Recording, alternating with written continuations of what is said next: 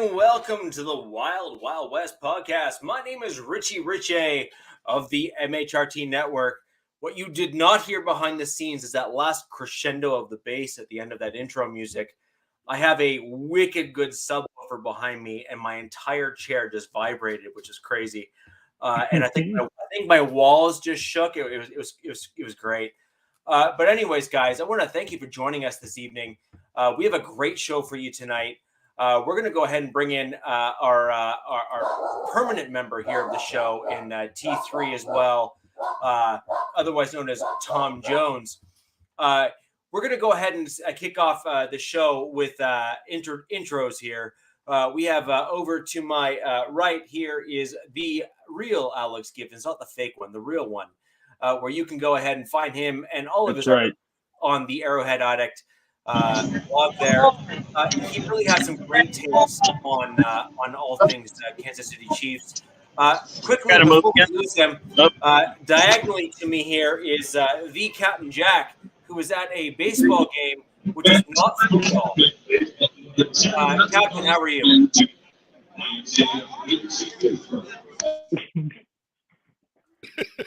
All right. Well, fantastic. Okay, yeah, I'm sorry. I had to move because somebody had to get in front of me from the seat, so apologies. You know, the last time this happened during this game, the Rays scored their first 2 runs, and I couldn't even see it because the people were in front of me. It was like a Texas League bloop that scored 2 runs at the beginning of the game. And again, I apologize that I can't hear anything. Yeah, I know I'm old, but really it's because of the extraneous sounds that are here. You can probably hear it in the background, you know, whatever the hell that is. But I did want to make sure that I said hello to all the folks out here.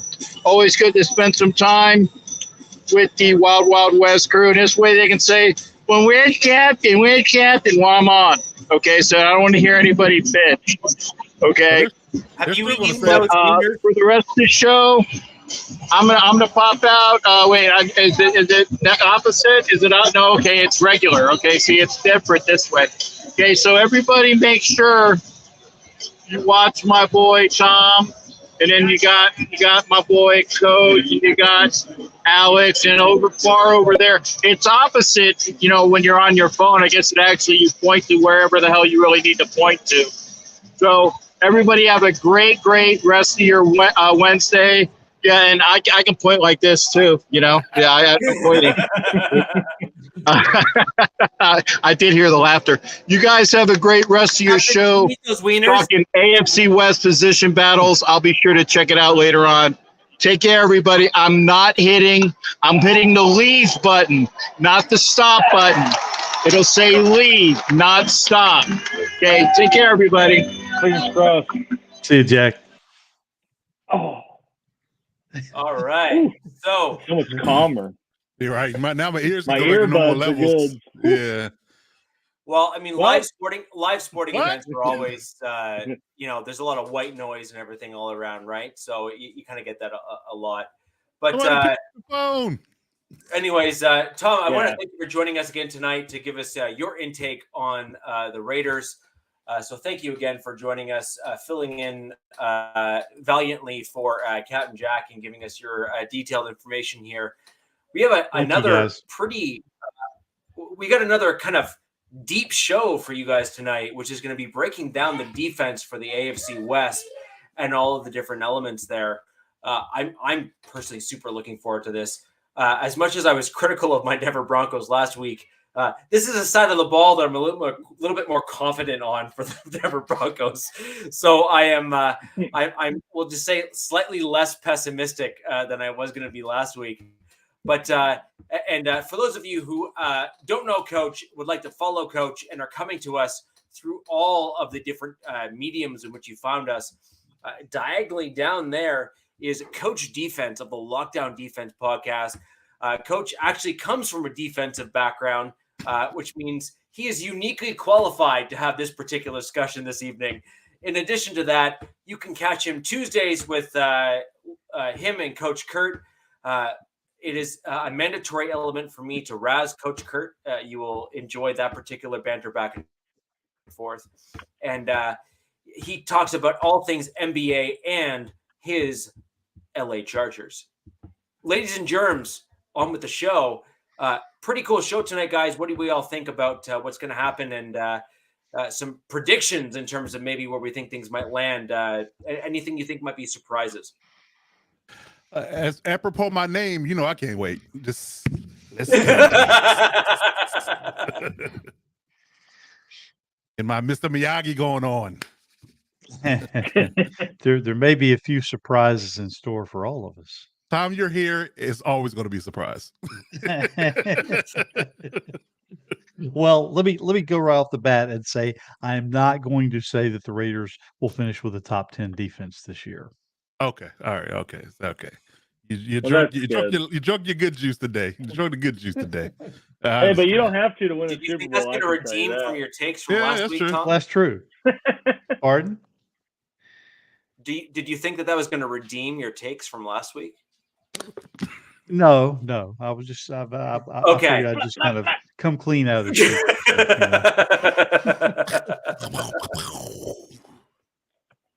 Anything I said last week, I will stand on, come hook or high water. I understand. Okay, Listen, fair enough. man of principle. I like it. Yep. Yeah, I'm taking a drastically I may not different always- approach this week. So I may not always be right, but when I'm wrong, damn, I'm wrong. Hey, you swing for the fences either way. Exactly.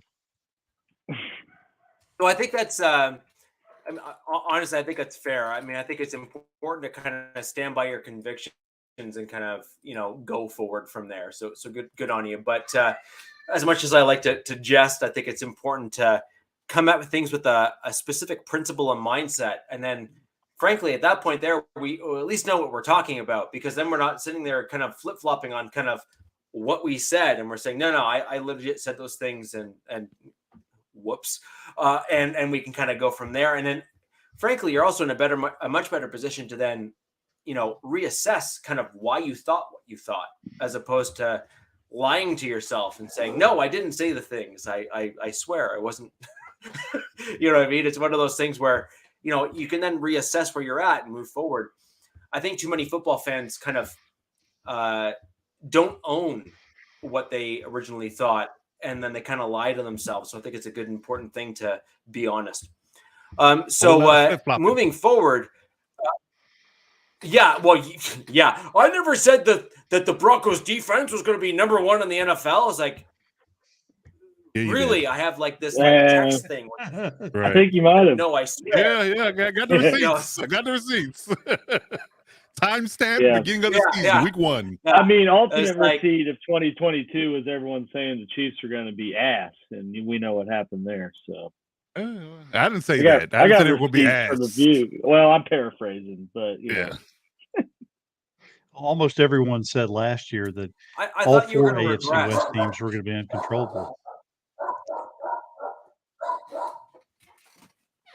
Damn dog. yeah. Yeah. While he gets up, I chased him away with the dog. But yeah, again, last year, I mean, everybody said that My all dog doesn't 4 like AFC the Chiefs West either. teams. Oh, okay. There you go. But last year, everybody said that all 4 AFC West teams were going to be uncontrollable as far as offense goes, and that the defenses just would not be able to keep up with any of the 4 offenses. Well, that's what they said. It didn't turn out that way. Now they're saying that about the AFC East, so Right. we'll let it go Right. out there. Way to flip flop. Yeah. Yep. Indeed, Rich, why don't you- indeed.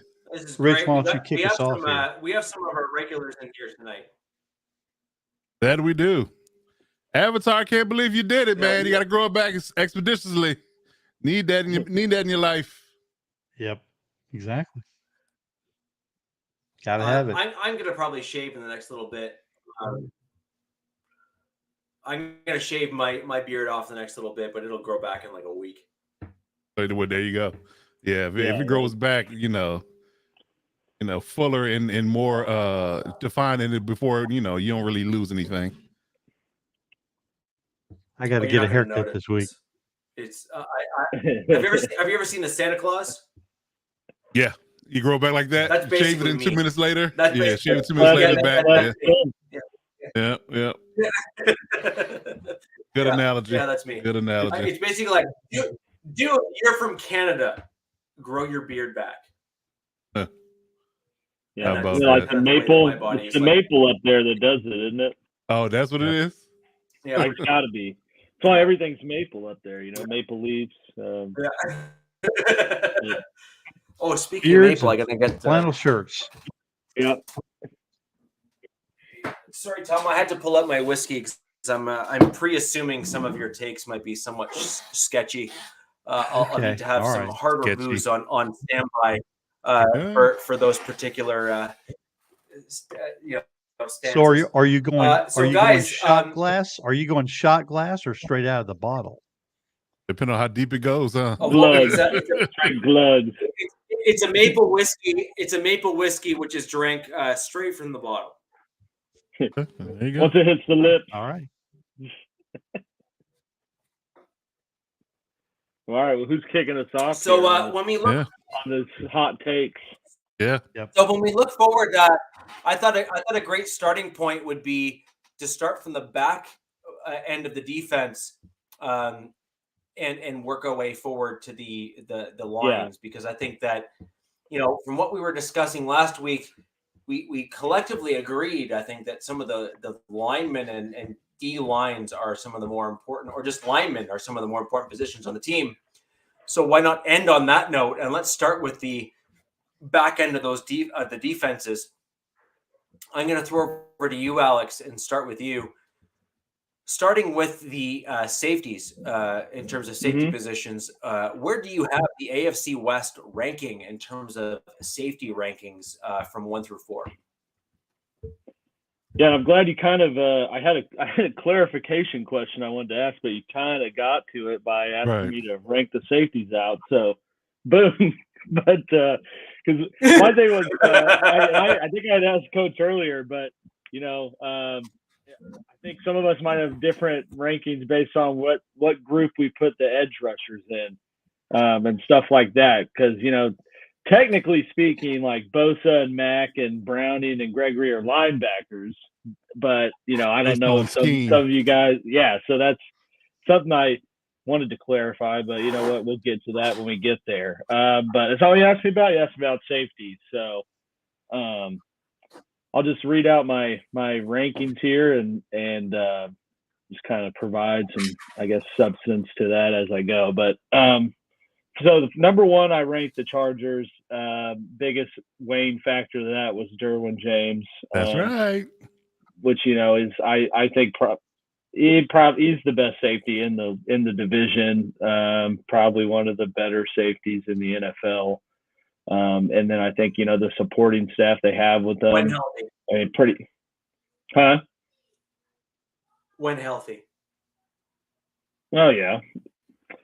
But hey, you guys were knocking me last week for throwing out the when healthy jabs here, so I took that off the table with this one. But so kind of, I guess is sort of, I guess that's the most objective way I look at it, is if, I think that the position group's got to be pretty high if you got the best player in that position on your team, within division, at least for purposes of this. So, I put the Raiders last week, their wide receivers higher up because I thought Devontae Adams was the best one. It's kind of like my similar thought here is, best player in that group, kind of got to put him there.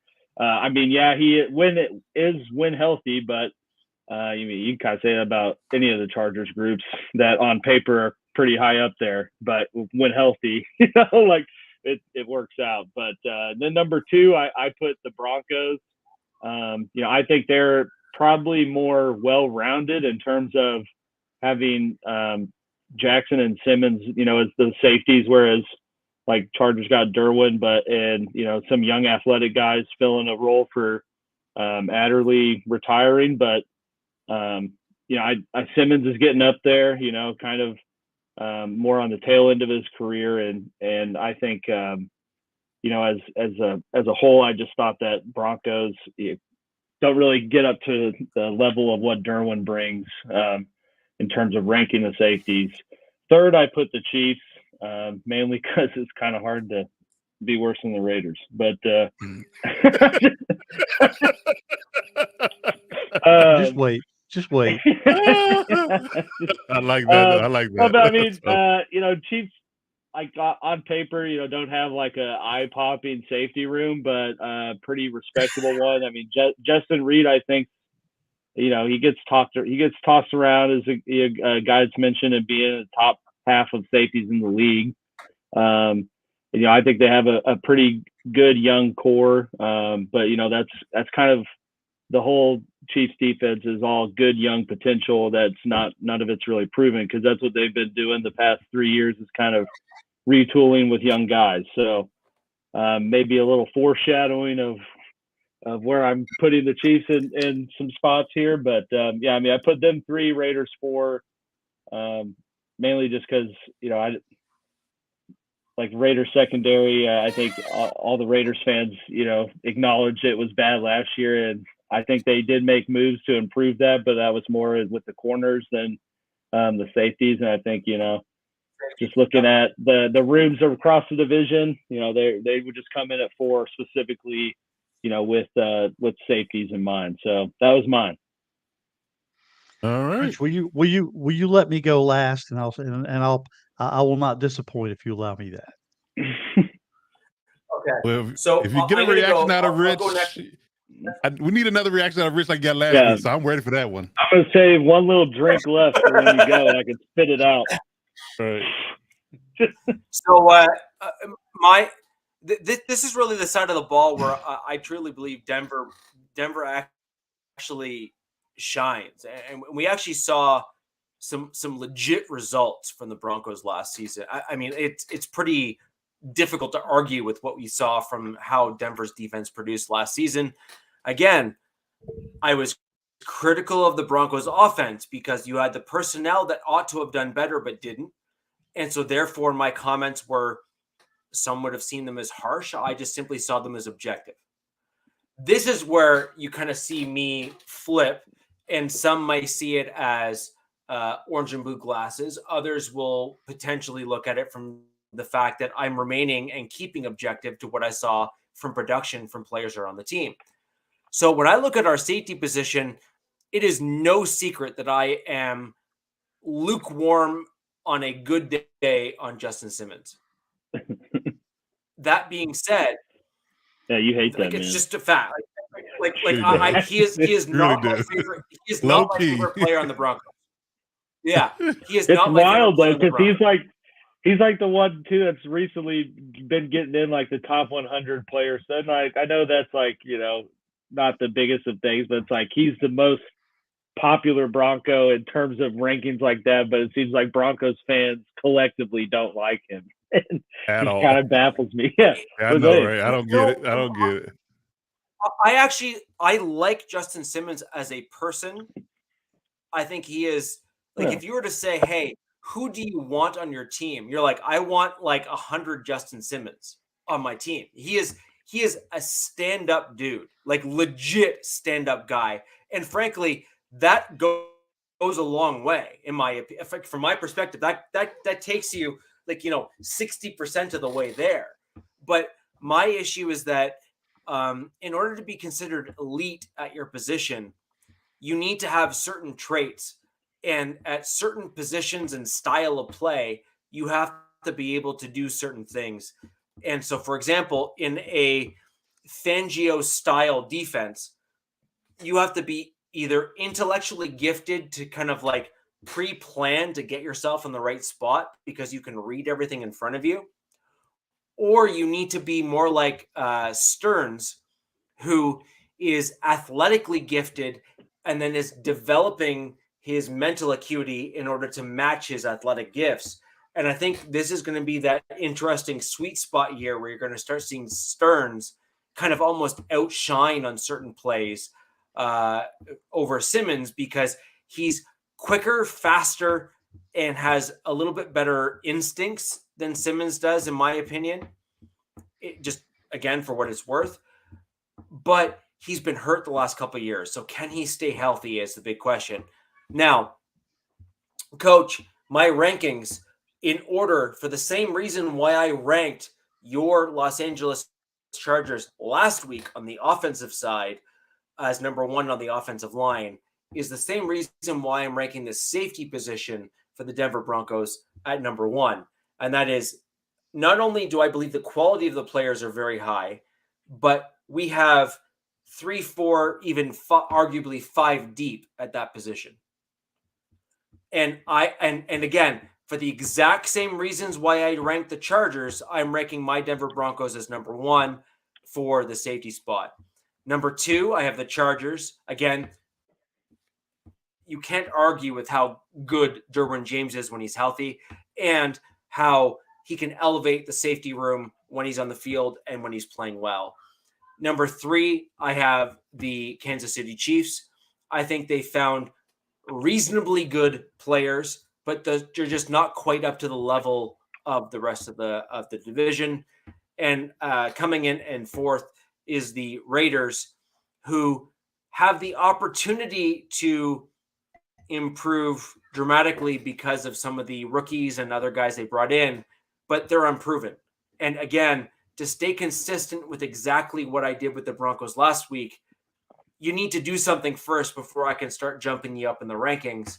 And right now, they've not done that yet, at which point, at some point during the year, we may start inverting the Chiefs and the Raiders for the safety position, but we're just not there at the moment. So those are kind of my takes on kind of the way things land. Coach, what about you? Interesting take. I think that yeah, although I like the Denver room, it's just so I guess you can say back and forth with the whole idea of what Justin Simmons is, because I like him as a player, and your take on him, Rich, is kind of like what you tell the girl that you don't want to date. You're a really nice person, but I just can't date you. Like it's one of those things where you just don't love her enough to date her. Like we just need to be friends. We just need to be friends. I can't really see myself in public with you. That's exactly how I feel. I like you, but I don't know if I'd love you, but I don't know if I'm in love with you.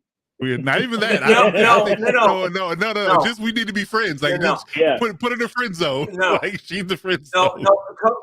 Coach absolutely nailed it. Simmons for me is the guy who you're looking at is like, you're exactly the person that my mom and dad would love. And then you follow that sentence up, but I can't date you. Yeah. I think we should be friends. 20 mil is too much. Yeah. So once you get paid, he's got a pretty decent contract. Oh yeah, he's getting paid. He's getting paid for early 30s. For his early 30s, he's getting paid. Little cheddar cheese.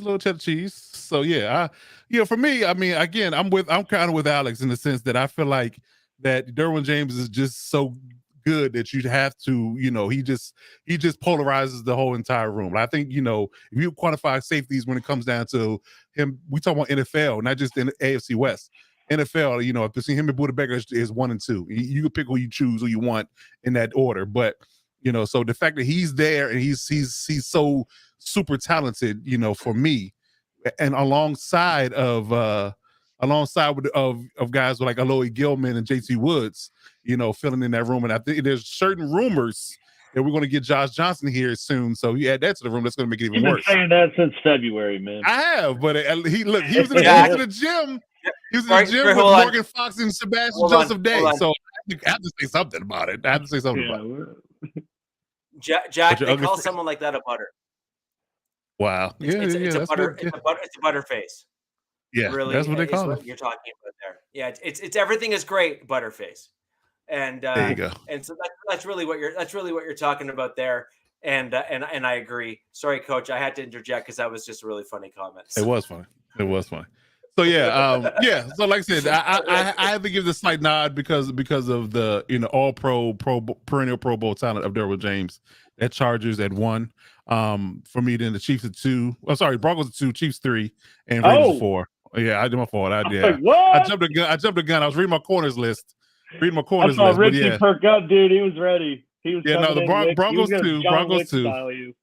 Broncos 2, and Chiefs 3, and Raiders 4. That's for me. That's my take. Coach, I was wanting your take to land the way it did. And the reason why I wanted it to land the way it did was because I'm going to hold you to account, because I think it's important to do so on a show like this where we are collaboratively trying to come to an agreement on a division. And frankly, I consider us all friends. So I'm not trying to necessarily rake you over the coals here. But when I hear a take like that, what you've stated there is, dare I say, contrary to your take from last week, when we easily agreed based on depth that was the tiebreaker, say, between the Chargers and the Chiefs, or the Chargers and the Raiders when it came to offensive line. So what I'd like for you to try to explain to our audience is, do you believe that the Chargers' depth makes up from a talent deficit between Justin Simmons, who's the Denver Broncos top safety by most, not by me, but by most, and by between Justin Simmons and Derwin James, and when you compare it as you start going down the line of number 2, 3, and 4 in your safety room. Mm-hmm. Because really, in order for you to have the take, and Alex, I'd argue you as well, in order for you to have the take that you do and to justify it, you have to then come out and say, no, but I'm saying you would have to come out and say, Derwin James is so much better than Justin Simmons in all metrics. Yes, absolutely. He is. He absolutely is. Absolutely is. That makes up the delta between the depth within the room. And I also feel like the delta between Alohi Gilman and JC Woods isn't that far off from your depth, because you got to look at it from a perspective that Kareem Jackson is a converted corner to safety. One, so that's not a prototypical safety in the sense, and he's older. Are you saying that Rod Woodson was not good? That's no comparison there. We're not going to compare a Hall of Fame Rod Woodson to Kareem Jackson. We're not doing that. Right. But no, we're not doing that. No, Ronnie Lott either. So don't even mention Ronnie Lott's name either. That's apples and oranges. This is a whole different conversation. So, and again, I say I like JT Woods' ball hawking skills. So I think that when it's all said and done, I really feel like this room is going to really fill out, and the extra added bonus of them being in the system for multiple years versus you guys having a new DC, that matters in a sense as well, and how they utilize, how they're deployed. So I feel like the edge would likely go to, if the talent level is the pendulum doesn't swing that far between talent levels for your depth, I feel like being in the same system for multiple years versus being a new system could play into how productive you are from that position. So I think that'll add to it as well. So I'm thinking that's why it gives a slight nod. Now, granted, I love you, Justin Simmons, more than you do, but if you're gonna make me choose between Derwin and Justin, there's no argument at all. We can kill that bird. I don't think anyone's arguing 5 stones. Exactly, we can kill that bird with 5 stones. So we don't even need to argue that at all. So I think that he's so good from a multi-facet. Like when you look up hybrid in the dictionary from a safety position, he is that person in the dictionary that you look up and you find his picture. Good. He makes good people look not good. All right. Fair. So again, just his ability to play the run, to play sub linebacker, to play man coverage on wide receivers, to play man coverage on great tight ends, and on top of that, be a deep ball hawk. He has very few weaknesses, if any, he has. So like I said, that particular that puts him way up on the totem pole. We're talking top 2 in the league. So I think that, again, if you go back and look at the Dolphins game, although Gilman is not chop liver either, I think he's a really good safety. He's why he's stayed with the organization since he's been drafted. Notre Dame guy. So I think that plays into it. And again, and JT Woods' college tape and what he did in the back end of the season in spot duty, I think he takes another step in being more comfortable in the system this year. So again, I think that gives him a slight edge. It's not 1,000 to 1 in the Chargers' favor. It's very close. But again, I think that the semantics would get the Chargers the edge in that regard, in my opinion. Now, if JL Skinner comes out and just, you know, does what I think Shamari Connor's going to do for the Chiefs, then we have a whole different conversation. But he's the unknown. He's the unknown at the moment, right? So him and Shamari are unknown. So if they come on ball like I think they will, then we can have a whole different conversation. But I think Shamari's going to be better than Derwin, probably. No, I'm not going that far. I'm not going that far, but yeah, I think he's going to be really good. That's what everyone's saying out of camp, dude. So I'm telling you, man, that dude is good, and I'm surprised he fell that far in the draft. I really am. So I'm looking forward to seeing what he does come preseason. But yeah, I mean, like I said, it's not a large gap, but it's a small enough gap for me to give the edge because we have all pro safety. Excuse me. I think you're going to start seeing Caden Burns coming into some of these conversations that you're referring to. You love that guy. Like if Caden Burns took Justin Simmons' job right now, you'd be happy as a pig in slop. You really would be. Caden Burns is your new fabric. So Coach, I will. Once we'll move him to tight end. I will go on record in saying I agree.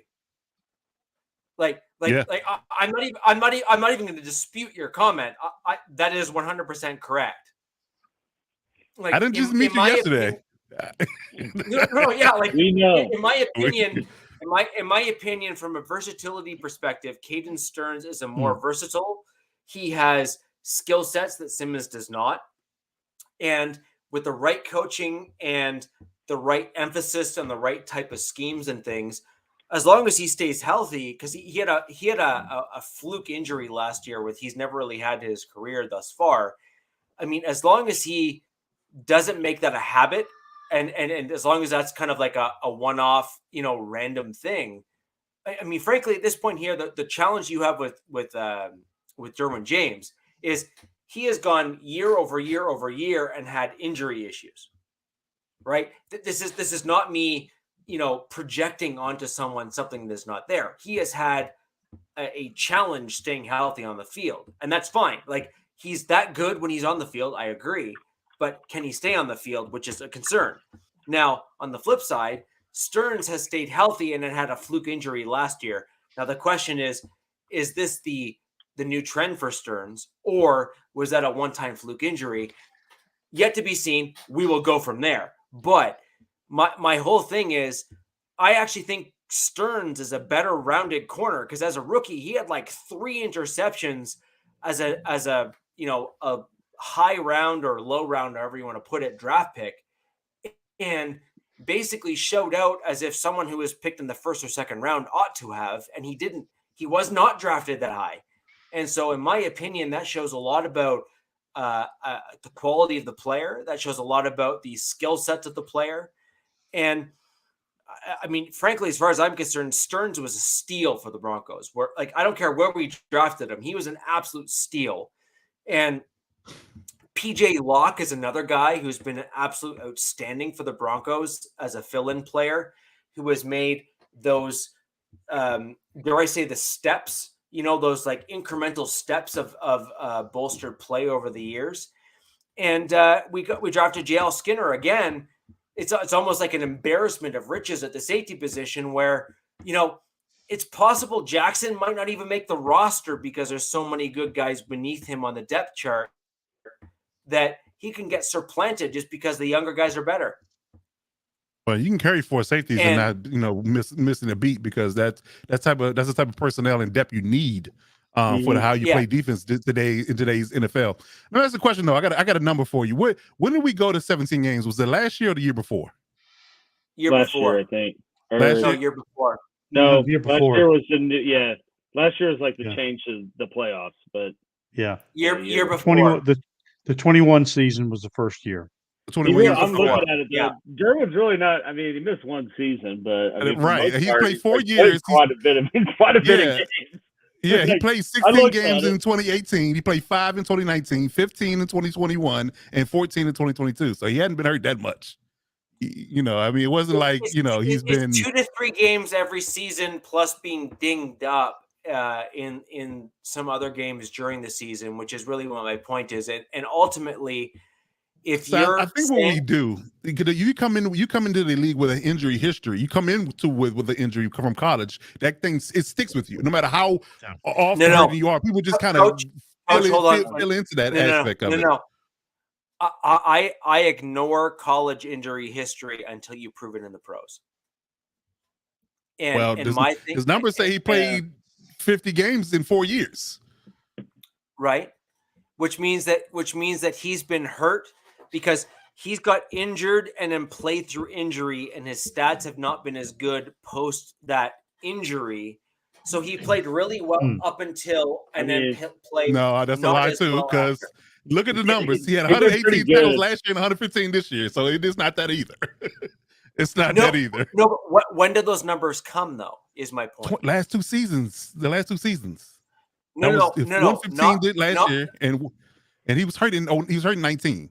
He was hurt in 19. He didn't get hurt in 21 or 22. He had 118 tackles total. He had 115 last year. He had 2 sacks, 4 sacks, 3 forced fumbles, 2 forced fumbles, 2 picks, and 2 picks. So he's been last 2 seasons. I just said it. I mean, you got to have a pretty consistent stat line to get over 100 tackles. I mean, he ain't. Yeah, he's not a linebacker. It's a safety. This is a safety, not a linebacker.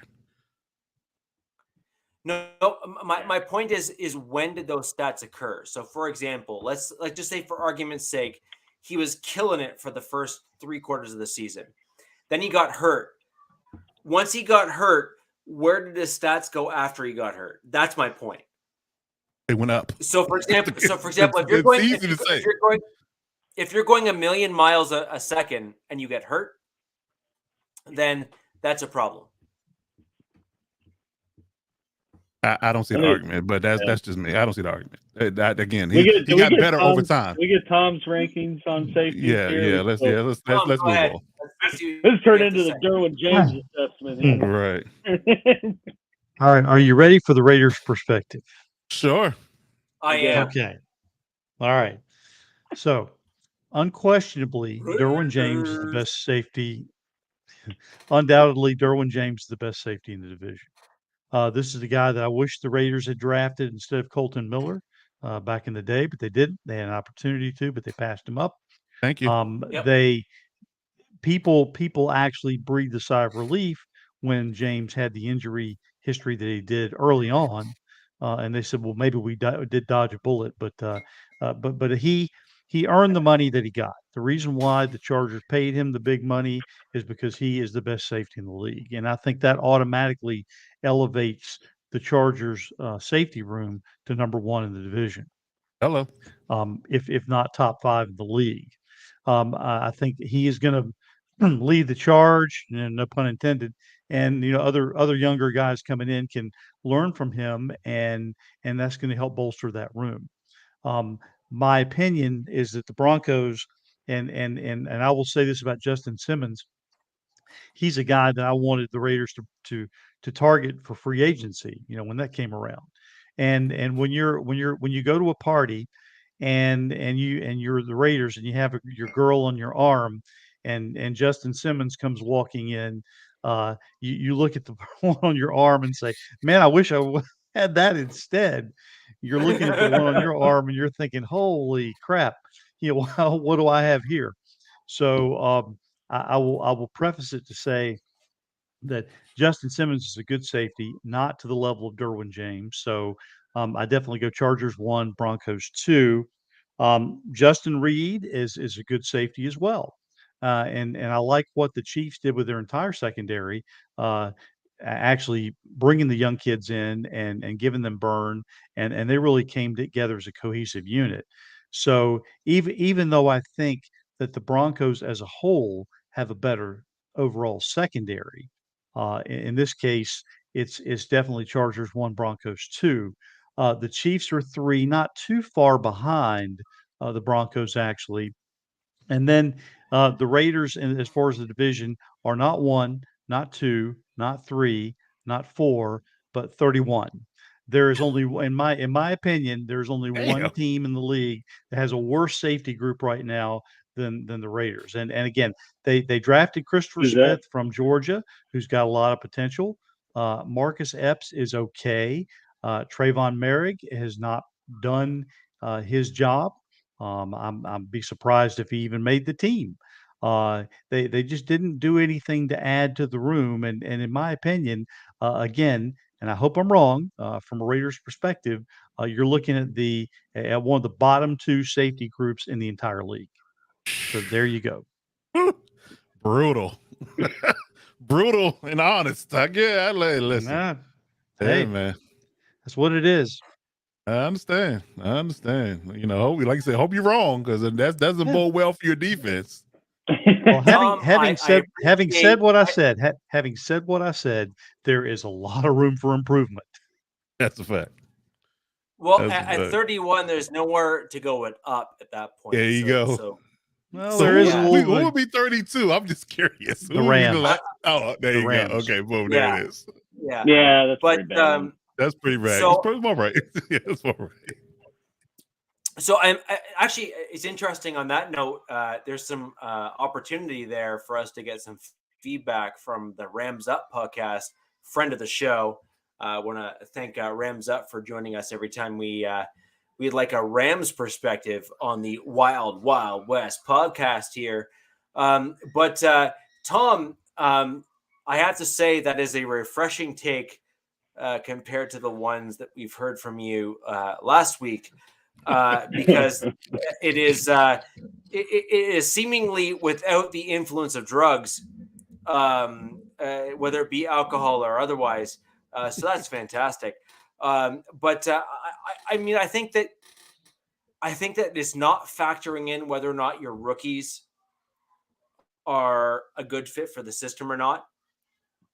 I think that the one thing that a lot of the fanalists and even analysts on major networks fail to factor in is your draft picks. Do they fit? And what I mean by fit isn't necessarily, are they great for the NFL? Because, I mean, let's be honest, the Patriots drafted a bunch of dudes that everyone in the NFL thought were trash, and yet they won like 6 Super Bowls. So as far as I'm concerned, you can go kick rocks with that as an analysis, because, yes, Tom Brady was a great quarterback, and yes, he did some great things, but you have to keep the other team within a certain point restriction, and you have to stop them from scoring. And the defense did that with the New England Patriots. So you have to give scheme fit a tremendous amount of credit where credit is due. So the question is, did McDaniels and the Raiders draft the right safeties for the right scheme at the right time? And is that not necessarily being factored in for your younger guys that are on the roster?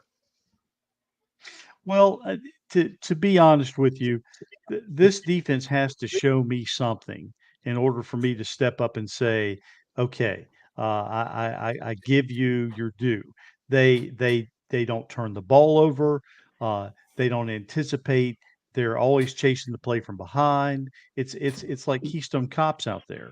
It's really it doesn't matter who the defensive coordinator is or the defensive backfield coach. They're always just kind of running around.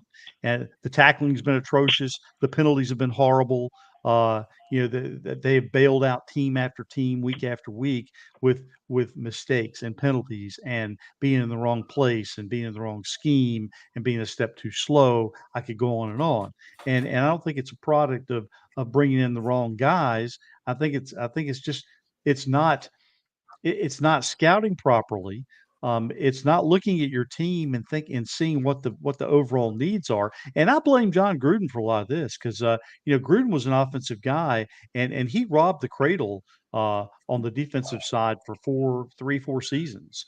We could have easily put some pieces in place. And I mean, the one guy that he drafted number 4 overall, Cleve Ferrell. I mean, there's a backup guy at best. When you could have had a stud starter either in the middle or on the outside edge. They had, didn't they have like 3 first-round picks in? It did. Yeah. 3 or 2? Yeah. 3 first-round picks, and 2 of them are Clee's with the 49ers now, so he might actually have a chance of getting a Those two are ring. in jail. Jonathan Abram, who was the other first-round pick, has already been bounced from 3 teams now. Yeah, I never liked that guy. Yeah. Farrell is the one guy that you have to give a little bit more runway to see if a change of scenery makes a difference. Abram, I think, is a fair take to say, the book is written on at this point, and I think that's fair. But Farrell is a bit of a let's give him 1 or 2 years on the new team and go from there. Well, I clearly knew who Abram was from the get-go because you saw his number and name clearly every time you saw him on the field because he's chasing the play. Let's talking right after. Let's examine this I'd real be quick. Rodney Harrison, dude. I'm just gonna go to pick around 15, right? I'm gonna go to pick 14. So they drafted Farrell at 4. Devin White came right after him. Daniel Jones, Josh Allen, the linebacker from Jacksonville, TJ Hawkinson, Ed Oliver, Devin Bush, Jonah Williams, Rashad Gary, Christian Wilkinson, Chris Lindstrom. Most of these guys have gotten major deals, $40-50 million deals, and Cleveland Farrell is getting a rotational role in Tampa. That's crazy. San Francisco. Oh, San Francisco. I'm sorry. Yeah, San Francisco. You're right. Wasn't that the same draft that they took Crosby too, but in the 4th round or 5th? Yeah, round? they took Crosby in the 4th round and Hunter Renfrow in the 5th. Yeah. Wow, how about that? Yeah, Max Crosby, fourth overall pick in the 4th round. Yep, exactly right. And they picked up Foster Morrow as well. It's all up here, man. It's all up here. So Foster Morrow has been a tremendous tight end for you. And he was a tremendous tight end. Yeah, he was good, and I wish him nothing but the best, and I hope that his cancer continues to be in remission. Much thoughts and prayers for him on that. Indeed. But again, the overall grade of that draft was good, but it was kind of fool's gold because everybody thought, okay, Mayock and Gruden have it figured out, and they just laid an egg the next year. Only person that hit so far is Josh Jacobs, but you weren't the only person smoking crack in that first round. The Chargers drafted Jerry Tillery in 28, so it is what it is. Tillery's played well. At points for the Raiders. He's played well at points. He's a speed bump. Oh, I'm sure he'll come up later. He's a speed bump. So anyway, corners. So that covers the safeties. Let's move on to the quarterbacks. I'm gonna kick it off in a rare Broncos first segment here. I believe that again, if we're going to steal from what the collective group has done with the safety room, I would argue that Patrick Surtain II is the best cornerback in the division. Fair.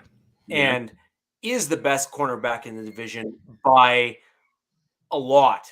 Not just not by a lot. Little, not by a lot. Not by a lot. And so sure. So I'm going to say by a lot.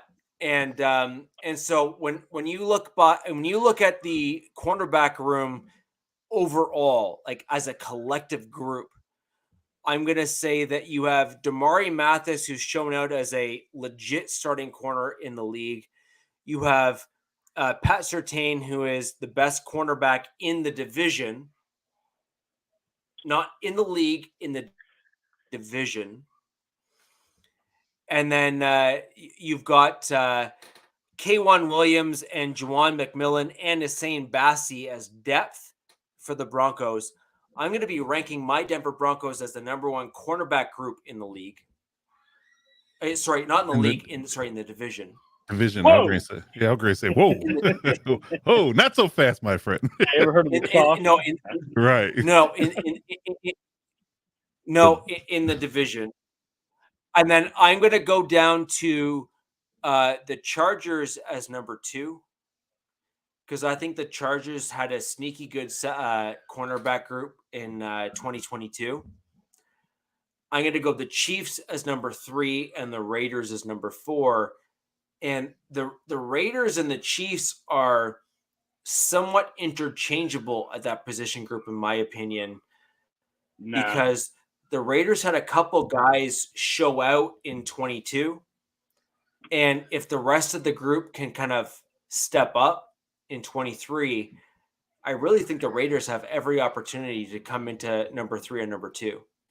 So that's how I have the ranking for the cornerbacks. All right. Well, to play off of the explanation I gave last time, I was gonna stick by what I said, because when I first did this, I ranked the Chargers higher because I think the Chargers have more depth in terms of their corners and more talent than the players you just listed off for Denver. That being said, Patrick Surtain II is definitely the best corner in the division and top 3 corners in the league. So I was like, well, if that's the way I went about this with the safeties and looking at Derwin, same with Devontae last week, then I think you have to put the Broncos corners at number 1 solely for that reason. That being said, I mean, looking at who's there, I think that the Chargers have more corners at their disposal that are more top tier than looking at the depth chart for the Broncos. But, Surtain obviously is the overweighing factor that puts Denver above them. But, I think there's kind of 1-2 there, like 1A, 1B, and then it's a pretty decent drop off. I put Chiefs at 3. I don't think that they're, so interchangeable with the Raiders corners, but, the biggest thing with the Chiefs is they just don't have a whole lot of depth. But L'Jarius Sneed is right up there in terms of cornerback talent in this division and in the NFL. Respect. And McDuffie. And McDuffie has a pretty strong end to his season, but, he only played like 8 games. So that's kind of to be seen. And then the other 2 guys in Watson and Williams. Well, the other 2 guys in Watson and Williams were 6th and 7th round picks and were serious contributing starters on a Super Bowl winning team. So it's hard to say that, there's not talent there. But I'm not gonna be an idiot and say that the corners or the Chiefs defense were, the sole reason that won. But I think there's something to be said when you replenish your secondary with later round picks and, stay in the same competitive margin and, prowess that you were in before that. And then, I put the Raiders at 4. That being said, I know Coach and I both love Bennett. I think he is kind of a dark horse to, be sort of a like that rookie corner that kind of takes the league by storm. In terms of talent, because he was right up there with the other dude he played at college with, but for whatever reason, what do you go? Yeah, 4th round or whatever. Deontay Banks. Yep, Deontay Banks. Mm-hmm. But outside of that, I just didn't know. Looking at it as a whole, I didn't think that they had added anything different. Outside of Bennett, who's in terms of like established free agents to make their corners, leaps and bounds better than it was last year. So that's mine. Obvious reason Brady hasn't signed yet. What? What? I did a double take on that as well. Brady has a bid right now in to become a minority owner of the Raiders, and there's an ownership rule that exists within the NFL that you can't play for the team that you own. And so that's a fact. There is there's a pretty strong, frankly, legit thing going on right now where it is a well-known fact that Brady and the 49ers and the Oakland Raiders, because he's an LA boy, if you will, he has a tremendous respect for the Raiders and the San Francisco 49ers as organizations coming into the league, given his history and his NFL history, just his, he respects the history of the NFL. And so as a result of that, there is a an ever-growing group of Raiders fans, and this is coming from a Broncos fan, which is, somewhat amusing, I suppose, in all of it, where Tom Brady is slow playing his minority ownership role intentionally to potentially come back and play for the Las Vegas Raiders this season if Jimmy Garoppolo cannot go week 1, week 2, week 3, whatever the case may be. Frankly, the longer time goes on without Brady signing that dotted line, given the fact that he's basically saying, I'm going to be a minority owner, is starting to become more and more telling that he may, in fact, come back and play for the Las Vegas Raiders. See, I thought he would. I thought he wanted to be an owner so he can lure over Garoppolo even more. Like that's what I thought. I just want to torment him. I just want to torment you. I'm your dad. I am not among the group of Raiders fans who would be in any way, shape, or form happy to see Gandalf the Grey as the quarterback of the Raiders. Gandalf the Grey. Oh man. Well, that's funny. I mean, Tom. But what if he comes back as Gandalf the White? The fact remains is that Tom Brady, as much as you may not like him to be in your Las Vegas Raiders, can read defenses better than Jimmy G can. And so I've got no problem with him being a part of the Raiders, but his time as quarterback is done. He is done. At some point, you have to stick the knife in the steak and say, "This is too well cooked." Yeah. Well, I mean, it's like to me. I mean, I don't know. Obviously, I don't know Tom Brady or anything like that. But I would strike it. It seems he strikes me as a person that his legacy is very important. Like his legacy image of being the greatest of all time and all that is very important to him. And I just think that I just don't see how he could think from that perspective to come back again and re-retire a third time and do all this. It's just like at a certain point, people are gonna be like, "Dude, no one cares. Like, if you're gonna play, go play. I hope you get lit up. Otherwise, like, just keep to yourself. Just sit in a press box and shut up." Yeah, like, dude, just stop. Now, this ESPN report I'm reading by Paul Gutierrez said they reached an agreement for ownership, so that's done. Yeah, that's done. Yeah. So there's no coming back from that. I think he has to get, but I think he can play though. There's some vote he has to get. He has to renounce his rights. I'm assuming he has to sell his minority stake, right? I don't know. No, it's so long as he hasn't signed the dotted line. Like the point That's not what this says. He hasn't signed. No, he has an agreement in principle to own a part of the Raiders. That is true.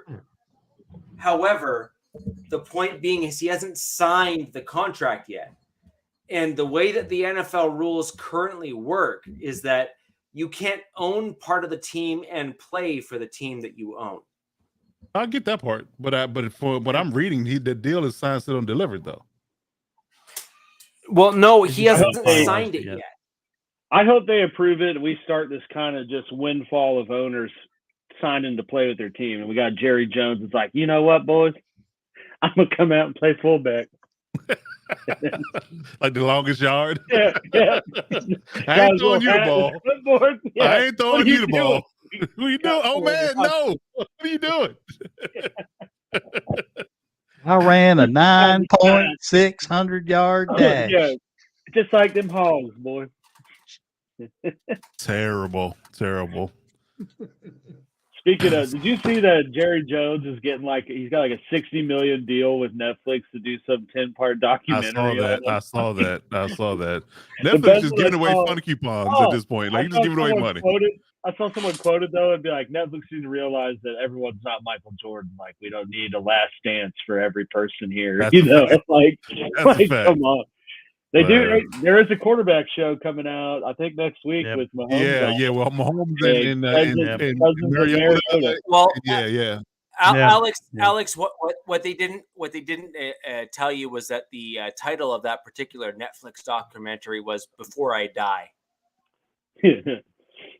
And that's really the entire purpose. Also got new Black Mirrors out. I don't know if you guys watched that, but everyone should check out that stuff. That'll just that's a much better watch from what I understand. Yeah. So Tom, if you'll let me jump in here. Room? All right, so here we go. And Patrick Surtain is the best cornerback in the division. And just by the same token that Derwin James is the best safety in the division, that gives the Broncos the nod for the room. Now you combine that, Surtain, you mentioned Mathis, Kwan Williams. I'm talking about the entire secondary now. I think I mentioned the fact that the Broncos, in my opinion, had the best secondary in the league, or the best secondary in the division. Whoa, and yeah. I said it too. Best secondary in the division. Best secondary in the division, anchored by Surtain, the corner. The second best group is the Chargers. You've got Asante Samuel in there. You've got Davis. Let's not forget J.C. Jackson. He's going to be coming back from injury, and of course, a lot of coin there. They're pinning a lot of hopes, and I think if he comes back strong, that's really going to almost make the Broncos 1 and the Chargers 1A as far as overall defensive backfields go. And then you've also got Gilman in there. So I mean, you've got lots of depth. I think lots of good quality depth in there. The Chiefs, I would put them as 3 just simply because that young group really came together. Snead, Watson, McDuffie, Reed, Cook. I mean, you've got lots of guys in there that really gelled and came together. Again, just like I mentioned with the safety group, with the Raiders, you've got Jacorian Bennett, who probably is going to end up as a starter. Nate Hobbs is going to be coming back, and there's a chance that Duke Shelley is going to get started as corner as well. So anytime you have a team that comes back and not one but both corners are going to be different from the starters from the previous year, your room's got problems. And again, I'm hoping that these guys can step up, but again, the Raiders have one of the 3rd worst cornerback rooms in the league. The Rams and Colts would be probably worse, but again, poor Rams. When I look at the secondary, I just shake my head and think that this is one of the areas where we've had problems for years and really haven't done much to address it. I remember a couple of years ago, the Raiders went deep and they drafted a lot of safeties and a lot of corners, and there's only one corner left from that whole group that they drafted. So they just didn't do a good job of scouting, and they didn't do a good job of having players that fit the schemes. They kept constantly changing their schemes, and they kept constantly firing coaches and not putting stuff together. So I'm hoping now that with Ziegler and McDaniels, they can finally start to put together a core group and add to it, rather than just kind of taking guys and just throwing them like reaching into a bag of leaves and throwing them all over the yard. Saying, okay, let's fill the bag with leaves again, so we can just reach inside the bag and throw them all over the yard again. It's a no-win situation, and I'm hoping that this will be the change. Indeed. Great report, Ed. That's the way to be Johnny on the spot with the breaking news. So yeah, and we got the inside take from Ed Warner-Witchell. Hey, there you go, Ed Warner-Witchell. I like that. Ed Warner-Witchell. I like it. That's a good one. I like that. But I have no holds barred when I talk about the Raiders secondary right now. No, I think that's a fair take. So Alex, you've already gone through the cornerback group. Yeah, I think Coach has to, right? Yep, I'm the only one left. Yep. Coach, go for it. Let me start by saying that how quickly we forget. You need to put some respect on J.C. Jackson's name first and foremost. Like, let's not act like he's chopped liver because he's hurt one year. Okay, let me count the ways. Let's start with his worst season. It was 3 interceptions, followed by 5, 9, and 8. He had his worst season for pass breakups was 6, and Patrick Surtain's top was 6. So I'm sorry, 14. His top was 14. 14. So yeah, let's not act like he's With what team? The Patriots. Okay, so that's not the Chargers. So the talent is talent, though. We're not going to act like he's chopped liver because he had one injury season. So again, J.C. Jackson's talent level as being a cornerback. On the corner as a quarterback in this league, he's been top notch. No matter what team he's been on, talent is talent. Play is play. It doesn't matter what team he was on. Just so happens the Prince Stanhope's only played for the Broncos. No.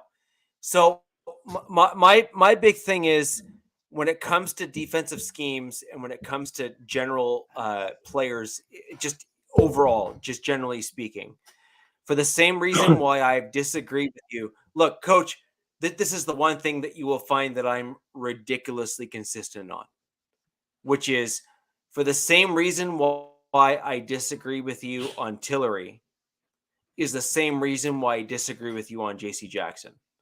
And that is team and scheme matter, and expectations of you in that scheme and on that team also matter.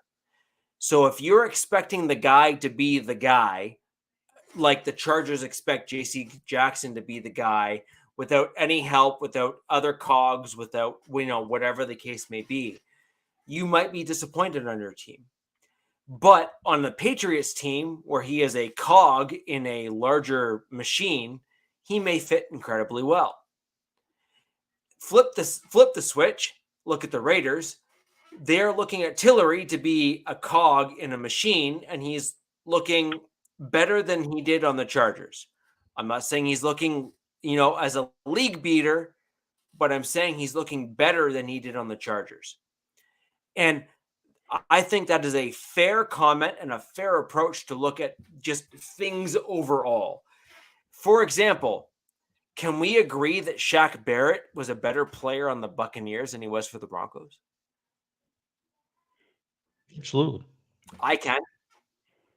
How long was he even with the Broncos? I barely remember. Did he play it all for the Broncos? Yeah, I know y'all had me just UDFA, but did he play? He actually played. He did. I was on the practice squad. He and did. Then cut him, and then boom. Nope, he played. He played. He was a rotational guy. He did not fit in well with the Broncos scheme. He didn't show out like he did with the Buccaneers. He started to show out a little bit in his last year with the Broncos, where he started to have little flashes, but he was not the same. He was not the same guy that you saw with the Buccaneers in truth. With the Broncos. The year he left Denver to Tampa, had 19 and a half sacks. Right. That's savage. So the point is that Barrett was clearly a better player than he shown out on the Broncos. Does that mean that with the Broncos he was a crap player? No. I wanted us to keep Barrett. I did. But this is the point, though, is that just because you were a great team with one team, great player with one team, doesn't mean you're going to be a great player with another. On the flip side, just because you were a crap player with one team doesn't mean that you don't fit, the different cogs that another team is looking for when you move to them. And in my opinion, Tillery with the Raiders is a great example of that. He was crap on the Chargers and is much better on the Raiders. Now on the flip side, except for when he's slapping the ball, the ball out of a quarterback. I wouldn't say he was much better. Let's not get out. Let's not get crazy here. He wasn't world beating. I'm talking about corners. He wasn't Shaq Barrett to you wasn't Shaq Barrett level improvement. That was not the case. But my point was show up in Vegas and become Aaron Donald. My point about all this was going back to what I actually said. I'm not putting J.C. Jackson at the top end of all corners in the whole league. What I'm saying is he isn't chopped liver. He is an all-pro, Pro Bowl type player in his career. That's why, for myself, I considered J.C. Jackson, J.C. Jackson, Michael Davis, in my opinion, are better than Mathis and Williams. No. He was an all-pro. He was an all-pro type and player again, when he was it's a remain to be seen argument because he hadn't played for the Chargers in the whole season yet. So if he plays all this season, we can have this argument in December about how well he fits the system. But he was injured. It wasn't like he didn't play well. Willing to he have was injured. Let's put it this way: I am willing to have that argument if it comes to fruition. But as it stands right now, it has not. And as it stands right now, J.C. Jackson has way better stats overall in his career than Patrick Surtain does. Let's be honest. So he's not chopped liver. I also said that Patrick Surtain was better as a corner. I also quantified the fact that Patrick Surtain was better in a division. But it's not like it's 100-0. It's more. He's way closer to Patrick Surtain talent level wise than the delineation between Derwin and the rest of is secondary in the division. But regardless, coupled with JC, all-pro corner, Asante Samuels being the number 2, Mike Davis the 3, Jasir Taylor the 4. I feel like, in my opinion, holistically as a unit, the Chargers are number 1. It's close, but it's their number 1. And the only reason I say it's close is because I feel like the kid you drafted, Riley Moss, who you didn't even name, might be better in the Broncos room than your incumbents. On top of being Patrick Surtain, be the number 1 guy. DeMathis was good in spots, but he had some struggles last year as a rookie. He had some growing pains. Yeah. So hopefully he can be better this year. But yet again, I feel like the proof is in the pudding as far as production on the field. Asante Samuels is, like I said, he's the best number 2 corner in the division. Yeah, J.C. Jackson is right up there. Like I said, Mike Davis and Jasir Taylor as a 1 through 4. Not many teams have solid corners 1 through 4. So that's why I put the Chargers at 1. Then I put the Broncos at 2, Chiefs at 3, and Raiders at 4. So that's my list. Just to not belabor the point anymore because I know we got more to do. But that's my list for my personal opinion. All right. So if you all will indulge me, I'm going to go ahead and knock out both linebackers and I'm combining edge rushers and D-line together. I'm not sure if you guys are separating them out, but I'm kind of combining them together. I combined edge and linebackers, and then I will have to bid you all farewell and let you all can bash me off the air, and I can just pick everything up later. And again, I don't think any of my takes are really going to amuse or shock or baffle you in any way. Because these are realistic picks, and as much as I would like to look at things through black and silver or silver and black glasses, it's kind of hard to do at this point. The Raiders defense has been anemic for years, and they just haven't beefed up that side of the ball. Now I'll start with the linebacking crew. I think last year proved a lot to me. The Chiefs with Bolton and Willie Gay, and of course they're adding Drew Tranquill now. I mean, you're looking at the top 10 linebacking unit. I mean that is no question. You add a piece to an already stable piece, and they are doing great things. I think that maybe probably the linchpin of their defense really is their linebacking core. Which I would love to have if I were a Raider. The next group I would have would be the Broncos. You've got Josie Jewell and Alex Singleton. I think that's a really good, solid group. And of course, you get some additions to that. I think you're as one of my other guys I collaborate with says, cooking with grease all the time. So I think that's good. Now the Chargers are 3, but not very far behind the Broncos. Eric Kendrick is coming in. You've got Kenneth Murray, who I really wanted the Raiders to draft in 2020 with the 19th overall pick. Instead, they went with Damon Arnett, who the bonehead is out of the league now. So John Morant. Yeah. So Murray, in my opinion, has not stepped up to the extent that I believe he can. If he steps up, that really could elevate this linebacking unit to maybe the second one in the division. And I have high hopes for Diane Henley, the rookie coming out of the South. So again, you've got a good, solid linebacking unit there. With the Raiders, you have Divine Diablo coming back from injury, who was not a true linebacker anyway. They converted him from safety. You've got Robert Spillane, who's coming over from Pittsburgh, who was decent, but they're giving him the green dot and they're pinning all their hopes on him. And then you got not a whole lot else. You got a couple of undrafted guys and a couple of guys that the Raiders are banking on in a room devoid of talent. Again, you had a situation where you had linebackers chasing people all over the field, and yet you didn't do anything to add more to that group. Spillane again is a good player, and I think he could be a good stable addition to that core, but you didn't get a dynamic playmaker. You had opportunities to bring a dynamic playmaker in to that linebacking room, and you decided not to. So once again, as far as the linebackers, I have Chiefs 1, Broncos 2, Chargers 3, but a close 3, and the Raiders number 30. So, Number 30. so once again, not a lot of great things to say.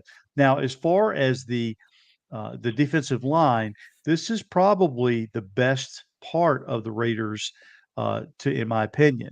When I look at the entire defense, the defensive line, I ranked them separately first. So in terms of D line, I have the Chiefs at number 1. I have the Raiders at number 2, actually, and I think that they can really step up a lot with the 2 second-year guys who I think they're Butler and Farrell, not to be confused with Pearl. I like those guys. I want to see them play this year. Yeah, and Bilal Nichols, you bring him in as well. Plus Byron Young, the guy, the rookie out of Alabama. I think they're going to have a good group, and if they gel and come together, they could challenge the Chiefs as far as having the best unit in the division. Broncos 3 and Chargers 4. Let's face it, Coach. I hate telling you this, but the run defense was horrible. You're not getting an argument from me. And again, and none of the run defenses were really stellar in the entire division. But there's a lot of room for improvement there. So when I look at the D line, it was Chiefs 1, Raiders 2, Broncos 3, and Chargers 4. Now I look at the edge rushers. At the edge rushers, I have to put the Chargers at number 1. Boza and Khalil Mack. Yes, it's not painful for me to say anymore. I mean, he went the way of the money, and I mean, he had good years with the Raiders, but he went where the money was. The money wasn't in Oakland. Nothing was in Oakland, and now there are no professional sports teams in Oakland. I mean, the A's are just kind of hanging on by a thread, and that's pretty much done. Right. The Raiders, in my opinion, have the second best group. Max Crosby. I think Chandler Jones is going to bounce back stronger. I agree. And I love the addition of Tyree Wilson. That's going to be a 3-headed monster, I think, in terms of the edge rushing. Now, in terms of third, I would have to put the Chiefs there. You've got George Karlaftis, who had a really good year coming out, and I'm going to call the other guy Givens. I'm going to call the other guy. I'm just going to call him DAU because if I tried to pronounce his name, I would just butcher it up one side and down the other. So I'm just going to refer to him as DAU. So, yeah, and Rich, I got to tell you, I mean, they're boosting up Randy Gregory as being one of the premier edge rushers, but he doesn't have much else. He doesn't have a whole lot of support, and the Broncos, I think, are going to have trouble getting to the passer, and I think they're going to have trouble with their edge rushing. I think that's going to be a weak spot for them this year. So, overall, the units, I think, for the Raiders, if they can come together, will be the strength of that defense. But Lord knows they're going to have to really play their butts off to cover for the linebackers in the back end. The Chiefs just need to maintain what they did. They proved that they could step up their game when they needed to against the Eagles in the Super Bowl. The Chargers, once again, I think the back end of the Chargers defense is going to help them because they really need a lot of help as far as containing the run. Broncos kind of the same thing. I think their run defense is better than their edge rushing. But again, if they can put any pressure at all on the defense, I think that the back end of that defense could really do some damage and turn the ball over. So, having said that, gentlemen, it's been a pleasure coming in. The airport comes early in the morning, so I hope you all will excuse me. But I don't think that anything that I said this week was shocking in any way. And you didn't turn Richie's face anyway, so yeah, you good this week. The Raiders. I'm hopeful. I'm hopeful that the Raiders can overall, if they could end up with the 16th rated defense, I would consider that a win. That's just over halfway. So if they could make it to that halfway point, and that would probably end up giving up somewhere around the neighborhood of 21, 22 points a game, that's going to keep them at least in games. I'm hoping again they can do that, which would garner probably more than 6 wins that they got last year. And I'm hoping that they win more than they did last year. I'm not saying they'll make the playoffs. I'm not saying that they'll do anything other than hopefully improve on last year, which was a debacle. But they've got a lot of work to do, and they've got a lot more work to do on defense, certainly, than they do on offense. So, having said that, I will look forward to listening to your guys' takes on your respective teams, as well as the mash I've already mashed on my Raiders. So, I look forward to getting together with you all again. Easy. Right. To all the people out there, please mash the subscribe button. Like and share it out. We want to have more and more people here on the West, and I'm sure you all will reiterate that again. You can find me at T3_sports 703 on Twitter, or you can find me on Facebook at Tom THOM Jones, and you can also find the Raider Roots podcast, where I do a complete year-by-year historical look at the Raiders, going all the way up. I've just done the first half of the year 2020. So there's like 71 episodes. So if you're a Raider fan and you want to binge on some content, looking at the history of the organization going all the way back, feel free and give me your comments on that. So I look forward to jumping in with you gentlemen shortly hereabouts, and you all have a good rest of the show, and I will be back with you. You too, man. You all take care. Have a good night. So I want to thank Tom for joining us tonight to give us his takes on the Raiders side of the ball. Jobs and day jobs come into play as you start talking about the podcast world here. So Alex, let's talk about the I guess the linebacking group. Let's, for argument's sake, remove the edge rushers from the linebacking group. Oh yeah, where are inside linebackers? Well, I will preface that I ranked my linebackers with edge, because when you go look at the depth charts that I went off of, like Bosa, Mack are linebackers, Browning, Gregory are linebackers. That's based off the scheme they play. Whereas Chiefs are a 4-3. So, their edge rushers so the Raiders are linemen. 2 4-3 teams and 2 34 teams. I tried to find the way to rank that out the best, but that's how I did it. But in terms of inside linebackers, then taking that out, I'd have to put the Chiefs at 1. In terms of the inside people, I think Nick Bolton is probably the best inside interior linebacker in the division. I mean, he probably, with one for a failed second fumble recovery, probably would have been the Super Bowl MVP. He had a scoop and score touchdown and was a absolute machine in the playoffs and most of the season.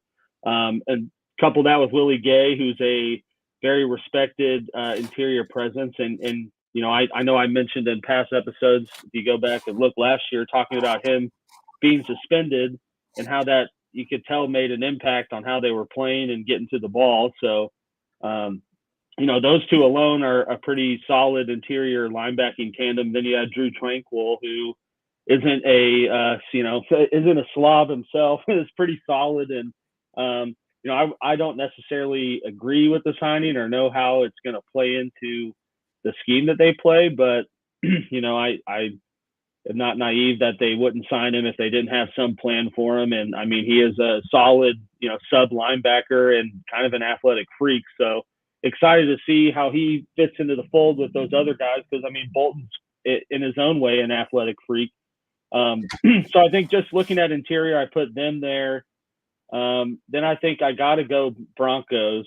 I think Jewell and Singleton, those two specifically are better in terms of looking at, the starting core of Murray, Kendricks, and Kendricks is pretty good, but Murray's kind of been, on his way out, if not playing his way into staying. But I think Jewell and Singleton are kind of obviously the base of the Broncos' defensive success.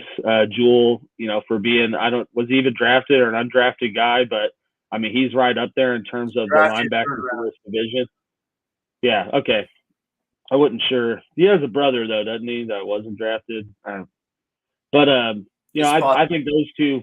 Yeah, I think those two are would put them at 2, and then Chargers third. Specifically looking at the interior linebackers, and then put the Raiders at 4. I can respect that. Yeah,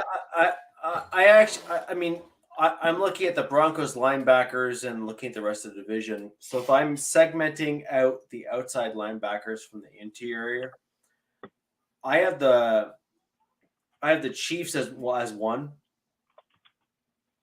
I have the Chargers at 2, Broncos at 3, and Raiders at 4. I have the exact same take. So my issue with Jewell is that he has been oft injured and only had one good season as an inside backer. He's had 2 seasons where he's been mediocre, but I have to give credit where credit's due for Jewell. I have to, because he showed out when he was healthy last season, where it seemed that the football component at the NFL level kind of clicked, where he started to be able to predict things as he was seeing them. And so the kicker with guys who are not as athletic is once they can start predicting things, they are way better athletically because they know where things are going. And Jewell seemed to have that last season. So he can fake it for probably another 2 or 3 years, and he's going to start sucking. Like, you know what I mean? Like, I hate to be that guy, but I'm that guy. You know what I mean? Like, it's one of those things where, I was 6'2" and 245 pounds when I was playing competitive rugby. I could run a 5-minute mile. I was a freak. I was an absolute freak. At some point, my athleticism started to decrease. I was no longer a freak. I had to come to terms with that, which means I had to start using my head as opposed to my athletic gifts. So it's really just that simple, which is, at some point as a 6'2", 245 pound dude, at some point you have to start using your head rather than your legs. And at some point your legs won't keep up with your mind. And you saw guys like Manning, you saw guys like Brady to a certain extent, you saw guys like Brett Favre all have those same issues where their minds could process so fast, but their legs and their physical gifts just couldn't keep up. It's the old boxing analogy. You still got a sharp mind, but your feet and your hands don't move as fast anymore. Yeah. Right. Exactly. And so, I mean, right. Like right now, I could probably play national level rugby. Like that's how good I was when I was playing.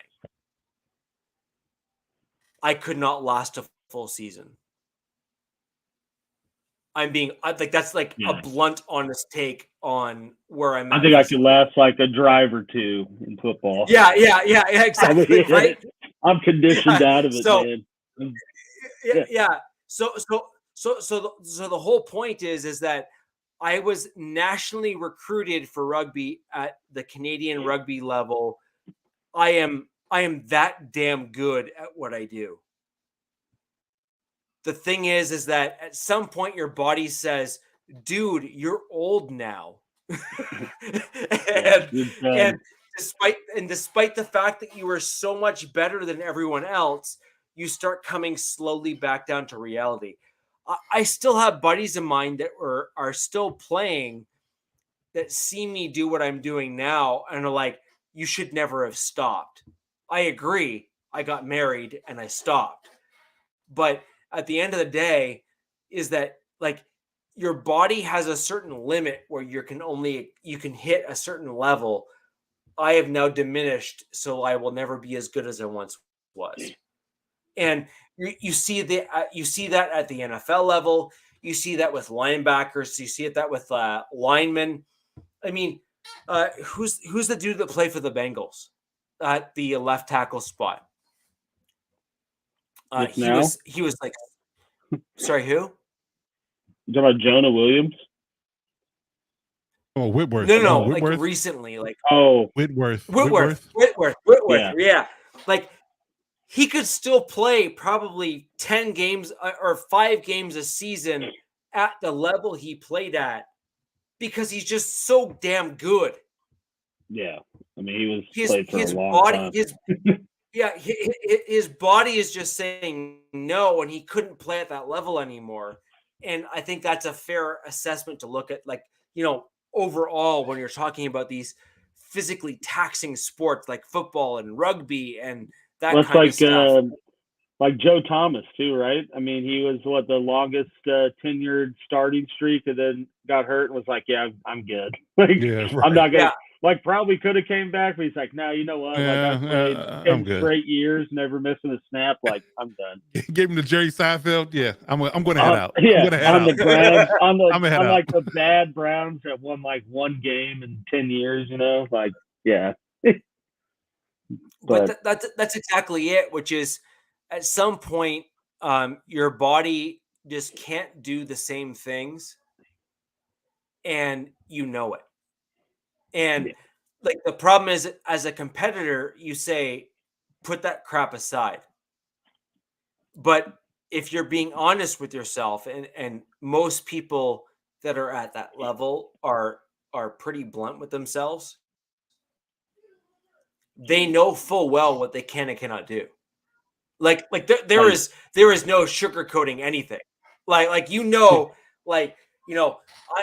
I literally used to get kicked in the head and laughed it off. In my last year of playing, I got kicked in the head and I was like, what just happened? Oh no. Like, I felt something that is so weird. And it's one of those strange things where you come to a very quick realization as a player to say, for the majority of my career, I have been invincible. I'm out. That damn good. Yeah, and then you just say, I'm good. Yeah. Like, then you channel it into golf. I'm not the same guy anymore. And then you take all I that. Was that guy. I was literally an all Canadian. Yeah, I was an all Canadian. I come from a pedigree of leatherhead, no pads, no nothing type. Like my dad said, your leg is broken. Great. Can you walk it off? Like, that's how I was brought up. So, it's a different mindset. You are a different type of dude when you grow up in a family like I grew up with. And it's just one of those things where you are that good for that long, and then you have a cliff that you fall off of, and you're done. Like, you have to come to a realization as a person. And if you're not honest with yourself, you will spiral so hard and you'll become so depressed that it's important that you're honest with yourself. So Coach, with that in mind, coming off of that very depressing speech that I just had, I'm hoping you can come back with your Chargers take on the linebackers in terms of where you think you're at. Well, actually, I had the exact same take as you did, like top to bottom, 1 through 4. Like it was that carbon copy. So yeah, that like I said, the Chiefs, Chargers, Broncos, and Raiders. That's simple. Now, if Great. Deion and Kenneth Murray have a resurgence, of some sort, Deion picks up the system well, and Kenneth, has a breaks out season, then hey, I still think Drew Sanders is going to take one of you guys' jobs in Denver. That's my take. I love that guy. I think he's going to be a great pickup for you guys, and y'all stole him in the third. But outside of that, man, I think as it stands at this very moment, even though we got Eric Kendricks now, I think we still the Chiefs still supplant us as being the top in that interior linebacking group. For the most part, the poor Raiders, man, they just got problems. Only thing they had to hang their hat on is the D line at the moment. It's like they're doing the reverse. Like we got interior D line problems, they got good interior D line. We got a good secondary, they got a terrible secondary. It's just weird, man. It's weird how things shake. It really is. Yeah. Interesting. So, Coach, I feel like the Raiders. Here's my prediction for the Broncos. Yeah. So, Coach, here's my prediction for the Broncos inside linebacker group: Alex Singleton, Josie Jewell, Jonas Griffin, Drew Sanders, and Seth Benson. 4 his Sanders? I don't know. I don't know. Sorry, if you didn't hear my last, my fifth take is that. So I have Seth Benson as number 5 on the depth chart. I have Sanders as number 4. I have Jonas Griffin as number 3. Singleton as number 2, and Jewell as number 1 on my order of inside backers for the Denver Broncos. And I think that means that Stronach gets cut. I think that means that Ray Wilborn gets cut. And I just think that to your point, Coach, exactly, Alex. I think that you have a bunch of dudes for the Broncos that people don't know that just get cut. But I think Benson and Drew Sanders, to what you just said, Coach, I think our rookies are so darn good that they start moving guys out of the way. My thing with Sanders is I just don't know how they're going to use him. Like, he was an interior guy at Alabama. Went to he was the edge. No, he was the edge at Alabama. He's the interior guy at Arkansas. Vice versa.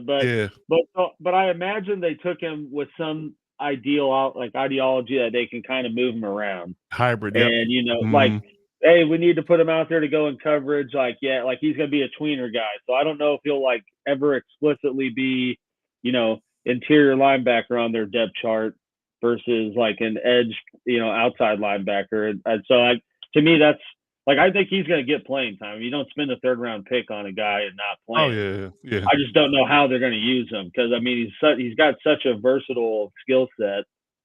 He's the inverse of Baron Browning. Yeah. He's literally the flip side to Baron Browning. And frankly, if you're going to be honest, Baron Browning should have stayed at inside linebacker. I take. Yeah, I take. Not bad edge. Sorry, but I'm not sorry. Baron Browning is an ideal mold for an inside linebacker in today's, not yesterday's, today's NFL. You need a guy that can cover sideline to sideline. You need a guy that can tackle. And hot take, Browning never got hurt when he was playing inside linebacker for the Denver Broncos under Vic Fangio. How about that? So it needs to go to Miami. Funny how that worked, right? That's funny.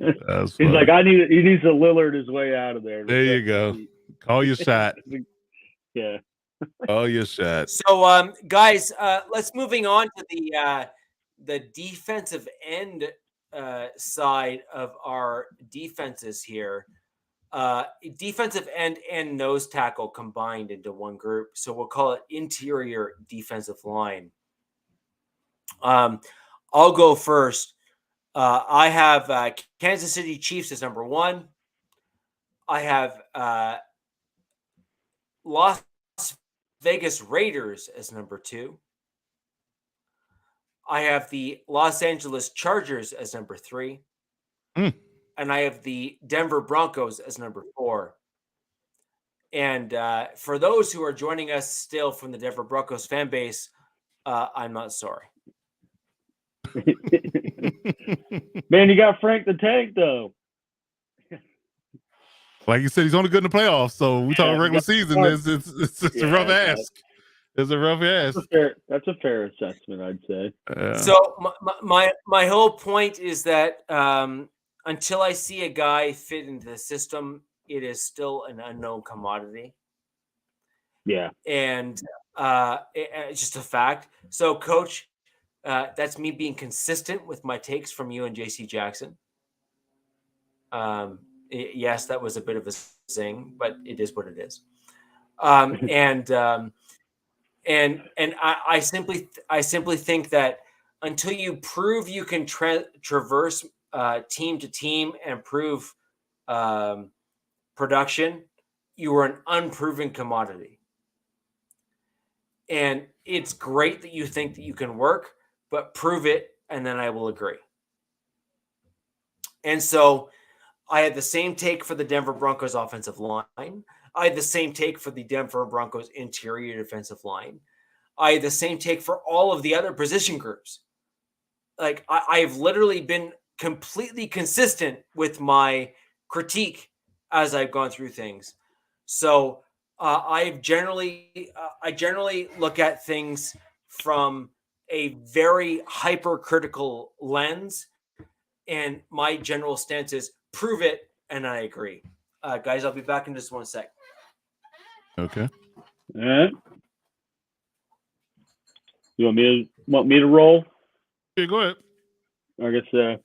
Well, I'm kind of gonna do this on the fly because, like I said, my original rankings I put edge rushers in with the linebackers, so I'm gonna change this around a little bit.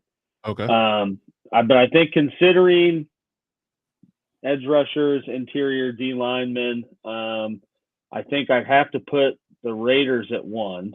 Max Crosby, and biggest reason. Yeah, in totality, The biggest reason is interior, and with a couple with interior D line. Chargers obviously right up there with edge rush presence, but I think Raiders have a better interior D line than the Chargers do.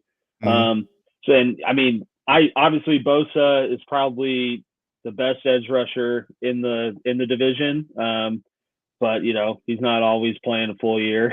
And that's got to be a component to it. Whereas Crosby, Crosby's right up there with Bosa, and for the most part, unless I'm misspeaking, is relatively healthy, and I think plays like every game. He's an Iron Man. Crosby's much more of an Iron Man than Bosa is, so you have to give. I look at it like that, and then obviously I think Jones and Mack are pretty close. I mean, obviously well respected edge rushers with a solid resume. I would say Mack obviously showed out more than Chandler Jones did last year. But again, I think just looking at the totality of the line, I'd have to put the Raiders at 1, Chargers 2, and I'd almost put that as a 1A, 1B type scenario. And then this is where I'm getting kind of inconsistent from what I said, with Derwin James and Surtain, because I put the Chiefs at 3. And obviously, Chris Jones is the best, interior D lineman in the division. Yeah, interior D lineman in the division, probably bar none. In the league. Best pass rush presence the Chiefs have. Right. But it's hard for me to rank them any higher than Raiders or Chargers when you look at what they got on paper versus Chiefs have Chris Jones and a supporting cast of people that have all the tangible, PFF grades and traits to be productive. But, as Richie so eloquently said right before his little break, until you prove it in a new scheme, I'm not going to put any weight to that in ranking. So, Chiefs have Chris Jones, obviously, well-established presence, but in terms of the supporting cast around them, Karlaftis was great last year, but he also wasn't asked to be the main, a dog on the edge, 24/7 here, which he's for all. He was not asked to be a main event. Yeah, and for all he was not asked to be the main event, right? Yeah. he's going to be asked to take on more. And then they brought, obviously, Charles Domingue from San Francisco, who that's where I was getting at with all the PFF grades and pressure percentages and all those favorable stats. But, for the most, I saw a stat with him. He hadn't played over 650 snaps in a season yet. So, he was more of a rotational guy that just happened to be successful in a pretty well-rounded San Francisco group, and it's to be seen if he can come to KC without having a Nick Bosa and company there to take some attention and be that same kind of guy. So, for me, that's why I put the Chiefs at 3, and then I would put the Broncos at dead last as well. Mainly, I think Gregory, when he's out there, obviously performs. But he's got to be out there. Same with Browning. But I think if you get both those guys healthy, that certainly closes the gap in terms of how you would rank these lines. But then you look at the rest of the guys. I mean, I think DJ Jones is really the only. Huh? Well, you told me to put the edge rushers in with the D line. Did you know? No, so I separated them. So if I'm including outside linebackers and DNs and nose tackles as a across the board, I mean, I'd have to look at the Denver Broncos as being ranked very high. If I remove the outside linebackers, were we going to rank them after this thing? Like, when were we going to do that? I thought that was part of this assessment. Yeah, that's what I was thinking. Well, let me do mine. Let me do mine, and then we'll come back to you, Alex, with your reevaluated take. So what I have from an interior D line perspective, then I think that it was rough because Chris Jones, again, he's just head and shoulders above everybody. So like I think that just in totality of D linemen, I don't think Nandi and those in company are chopped liver in a sense. So with Chris Jones being just interior D line, we're talking about 3 technique or 5 technique guys. I think the Chiefs are number 1. I think the Raiders are 2 with their guys. I like their depth, and I like their the guys that they have starting outside of Jerry Tillery, of course. Coach, my question is, do you put Crosby ahead of Jones? Crosby's not in the conversation because he's the edge rusher to me. Crosby's the edge rusher to me. I'm putting Mac Bosa, he's at the end. Crosby. Again, it's apples to oranges. But that's where we get to the issue here, because exactly. If we're going to rank edge rushers, then the only people we're ranking are Bosa, Mac, Browning, and Gregory. Right. Because the Chiefs edge rushers are DNs, whereas the Raiders edge rushers are DNs. So if your primary job is to rush the passer, you should be quantified as the edge. Either you're outside linebacker or DN. If your primary job is to rush the passer, then I think you should be quantified as an edge rusher. So I'm gonna say leave the edge rusher separate from the interior D line. Interior D lineman. So that's why I put the Chiefs first, and then the Raiders second, Chargers third, and then the Broncos fourth for interior D line. Now for edge, I have the Chargers first, Raiders second, Chiefs third, and Broncos fourth. That's what I have in that particular order from edge. That was the difference in the two delineations that I have interior D lineman versus edge rusher for me. So Alex, do you want to break it down in that regard now instead? That's probably where I'd rank it too, in terms of the edge. Okay. I don't know if that would be in line with mine. So if I rank edge, all right. So if you're segregating those that are quote unquote pass rushers and moving them to edge as a ranking group, I would rank Raiders 1 because I have to remove Chris Jones from the edge group, even though he gets to the passer a lot. No, that's fair. I'm sorry, like Chris Jones is a. No, that's fair. That's fair. Chris Jones is You're not going to get any pushback from me on that. Yeah, no, that's fair. That's fair. That's fair. Well, they move him around. But they do. But I mean, he's mainly interior. Yeah. So he just gets to the ball. Yeah. So Crosby, Bosa, Jonathan Cooper, Randy Gregory, et cetera, et cetera. Like you're factoring all those guys in. Jonathan Cooper is a well-rounded outside linebacker. I think Gregory is a great pass rusher when he's healthy. So, I mean, the question then becomes, how heavy do you factor availability? Well, you wanted to factor it pretty heavy with Derwin. Yeah, so if I'm going to remain consistent, I think Gregory's been less available than Derwin has. I agree, but then I also think that Bosa has been equally as in recent history. I'm not saying early career. I'm saying recent history. Bosa has been equally as hurt as Gregory. And so if I'm looking then at depth to factor between the Chargers and the Broncos, I'm then going to look at Raiders as 1, Broncos as 2, Chiefs as 3, and Raiders as 4. From edge perspective? For edge, yes.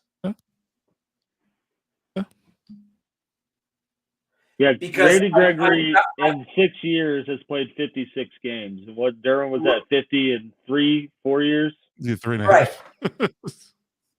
Right. Right. So my point is that unlike the rest of the panel here, I'm remaining consistent with my factoring in of injury history. How are we not being consistent? I would say you're not being consistent because Randy Gregory, you tried to use that combo with Bosa, right?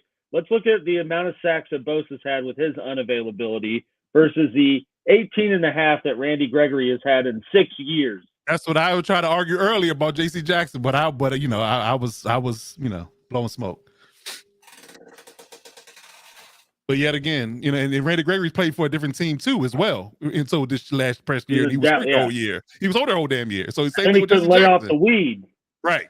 So that's another problem. So whatever. But again, that's if you can't say that J.C. Jackson isn't up there and Randy Gregory is. That's like Gregory last year, his only year in Denver, played in 6 games, started 3, had 2 sacks. So by the J.C. Jackson metric, you can't really include him because he hasn't proven anything in Denver. You paid him like he has, but he hadn't. Just saying. No, that's fair enough. I guess I'm looking at it from what I saw from Gregory in preseason, where he really showed out, and I suppose that's because I actually pay attention to preseason because I'm a Broncos fan.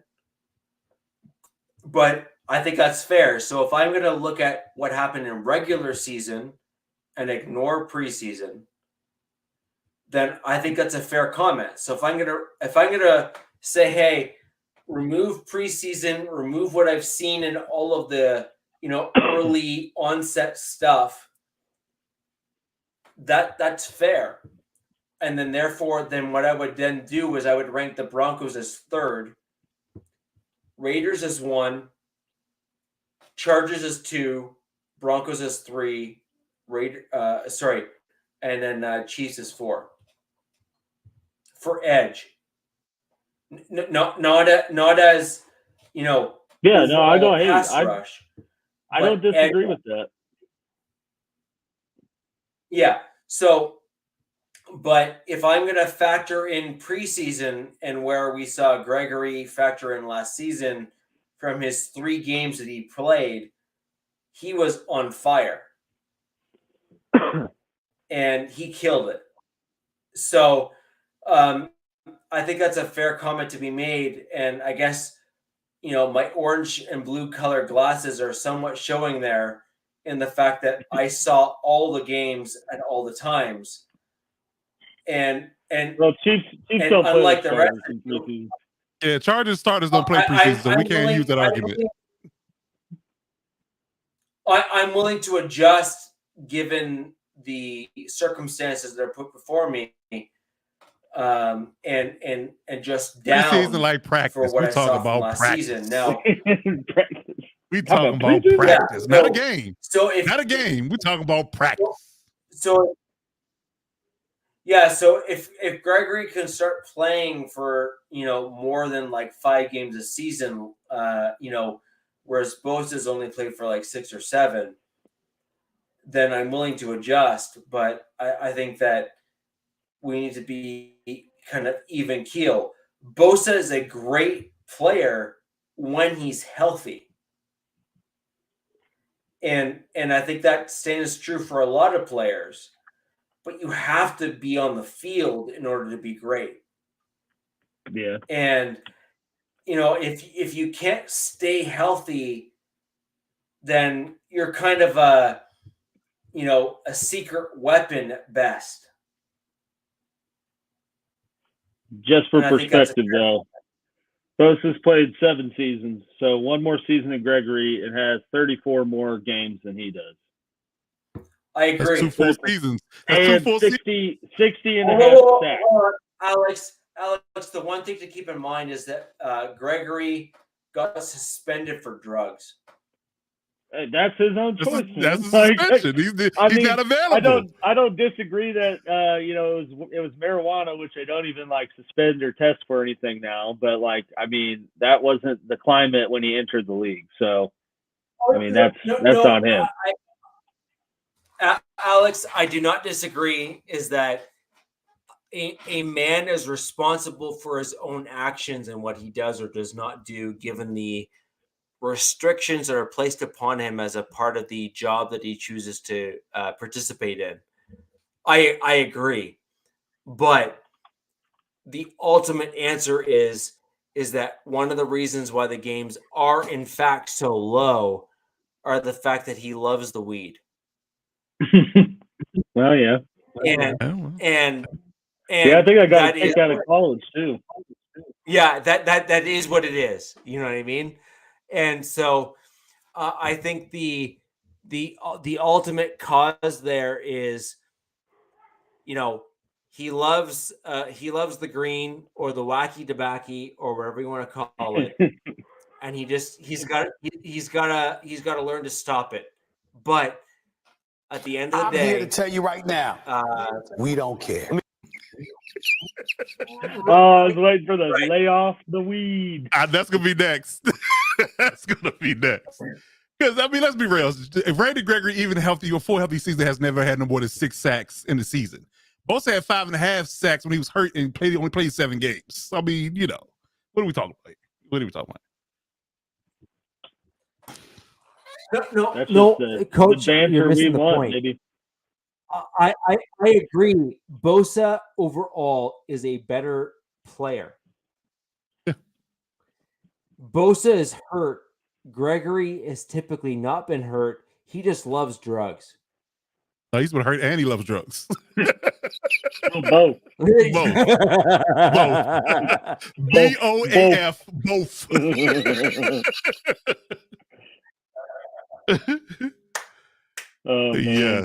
Yes, indeed. But I think we all got solid takes, man. Overall, I think we definitely both have it's not far reaching. Some of us, got a little bit team goggles at the end, but outside of that, I think we all got solid opinions and backed up with mostly facts. So we can't argue too much about where we land as far as the rankings are concerned. And I think that we have to look at it from the perspective of this right now. We're not talking about projection, how they're going to do this year, because we don't know. What they've done up to this point is kind of what the bar is at the moment, because we're in the off season. Now we get to the preseason and regular season, then that's something different. So guys, if we're removing all edge rush from our D line perspectives, I mean, my comment on the Broncos is we're dead last in the division for interior linemen. I think we agree. This is not even up for debate as far as I'm concerned. The D end over to D tackle or nose tackle and then D end, the Broncos have not been great. Now, And respect to DJ Jones, though. Respect to DJ Jones for being a run-stopping savant. I give him credit for that. Definitely give him credit for that.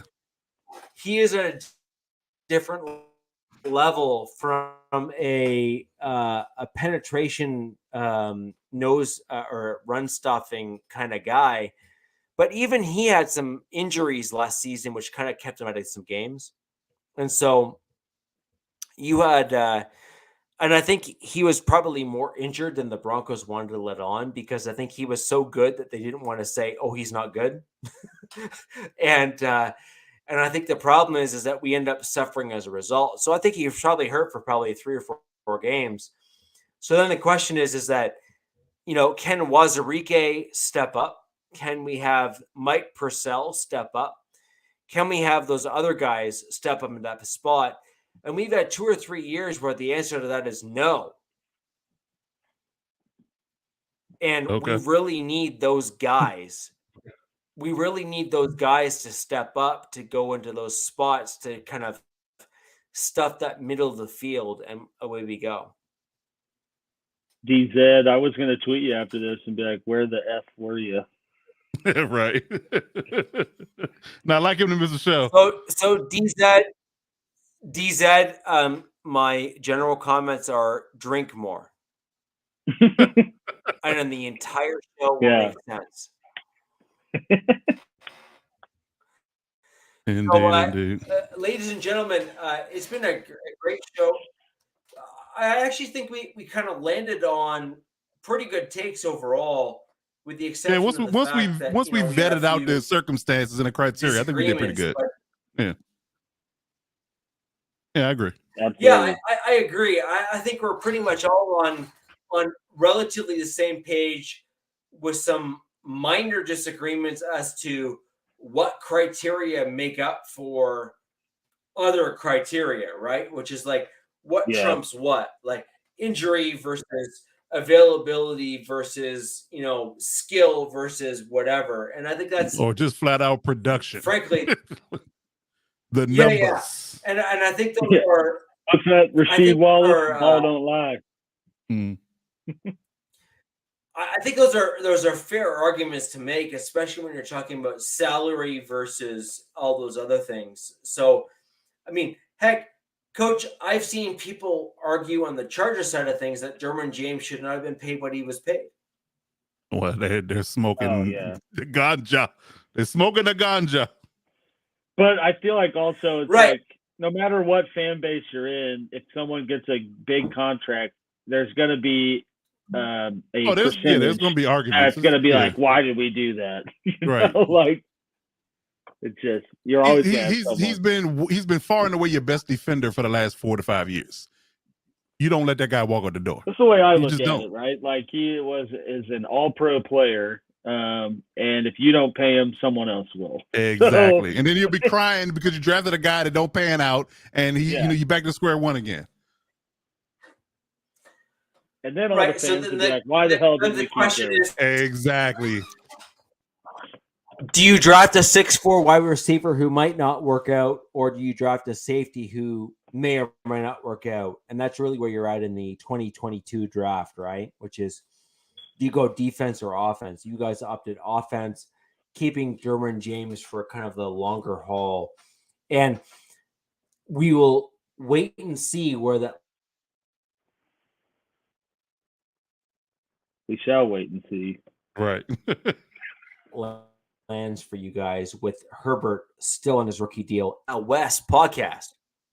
We are going to wait and see where things land for the rest of the season.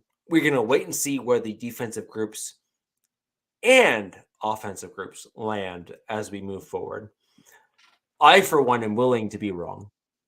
In fact, I would love to be wrong on the offensive side of the ball because I slammed my Denver Broncos. and so I would love to be wrong as we approach the 2023 season. But ladies and gentlemen, for all of you who are joining us live tonight or after the fact, if you think I'm wrong, if you think any of us are wrong, leave those comments down below in the videos. Like, share, and subscribe. You have each of our Twitter fingers going below our names right down there. You can go ahead and tweet at any one of us at any time, and we are happy to respond. And ladies and gentlemen, until next week, where the West Side is the best side, this is the Wild West podcast. I'd like to thank you for all joining us tonight. I really wish my StreamYard here would work properly because it's freezing up on me. Coach, can you kick us off to the outro? I will do that. No problem. Until next week.